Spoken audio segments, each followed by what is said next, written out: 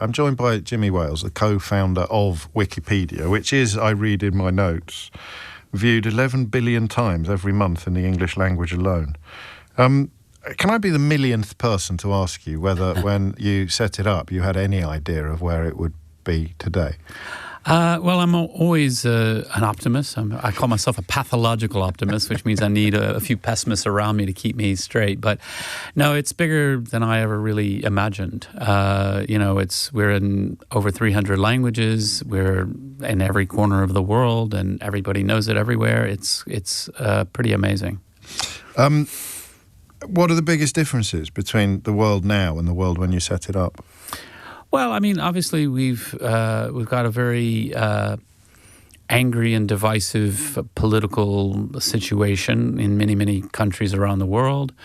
We've seen this enormous decline in trust in journalism, trust in politics, trust in each other to some extent. And yet, I think a lot of things are still the same. People are still people, and the kind of goodwill and spirit that the Wikipedia community brings is still common all around us. And is it safe from the threats of AI and the rest of it? Does it? Yeah. I mean, the thing about AI is it makes a lot of mistakes, hallucinates, so to speak, and you can't really trust it for most things. We're keeping a close eye. I mean, it's great if AI gets better, but for now, no, we're happy with things as they are. And you mentioned trust, and it is a perfect context, really, the world that we've just described for a book that is called The 7 Rules of Trust, why it is today's most essential superpower. And if you hadn't already described yourself as a pathological optimist, I would now. Possibly not quite as pithily, but I would point out that, crikey, that's a big claim you're making, that we can somehow find our way back from the complete denigration of objective truth and the abandonment of trust that seems to typify much of society. Where did the idea of the book come from? Well, just looking at the world and looking around it with myself a bit of despair about the state of lack of respect by a lot of our political leaders for trusting the public, for trusting science, and so forth.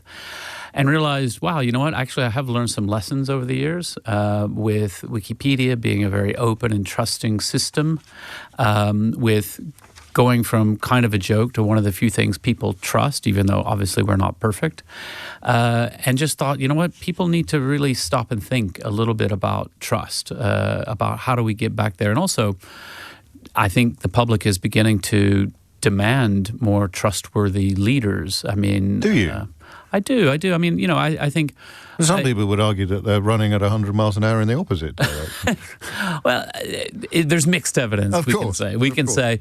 But, I'm among those who would say, in the last election here, it was as much the Tories losing as it was Labour winning because they had lost the trust. Yes. Of the public, the very emotional picture of the Queen at her husband's funeral, sitting all alone, and then we find out they're having a party in Downing Street the night before, and you think, we can't trust these people. This is ridiculous, and tossed them out. Of course, that's just one example, but I hope that people will say, you know what, actually, let's get serious. We also see the rise of political violence that is, I think, a symptom of coming to view people we disagree with as somehow almost inhuman, like they're not trustworthy partners for compromise and dialogue, and that's terrible. Well, the analogy I always use is a football pitch, and you could have a game on a football pitch against people that were your sworn enemies, but you'd all agree on who the referee was, what happened when the whistle got blown, and what the offside rule is. Yeah. Do I have to explain the offside rule to you as an American? No. I'm aware. It's something mysterious that happens from time to time. But that's what's changed, is that now that someone will lynch the referee, claim that Donald Trump will claim that the goalposts don't exist, and the idea of having an engagement in a traditional sense feels fanciful. I mean, I think we have to say we're not going to put up with that anymore. But that's trust, isn't it? Trust in the institutions almost, and the individuals. Yeah, exactly. And, with the rise of AI and the ability to use it for misinformation or other, nefarious purposes, I do think people are starting to realize, like, oh, actually, that old-fashioned thing called journalism probably matters. You hope so. And it seems to be coming from self-starting sources and new places, which in a way is a bit like the genesis of Wikipedia, which has come under attack itself, hasn't it? Elon Musk has been probably at the forefront. There was quite a lot of trouble over relatively accurate. One of the things that happened after the appalling murder of Charlie Kirk was that relatively accurate depictions of who he was and what he'd said led to attacks upon people for repeating them. Yeah, and Wikipedia was in the front line of that. Yeah. I mean, it's always, and that's a good example of, I was really proud of the community in terms of very even language, very just trying to matter of fact describe what had happened and who he was and all of that in a way that's, shouldn't be and wasn't pejorative. If you are uncomfortable with some of the things he said, okay, but those are things he said. Sure. And as a self-described advocate of free speech, the idea that you would somehow water it down. How does Wikipedia work? I know that you've answered this question many times, but a lot of people listening to this won't realise what goes on under the bonnet. Yeah, well, there's this amazing community of people.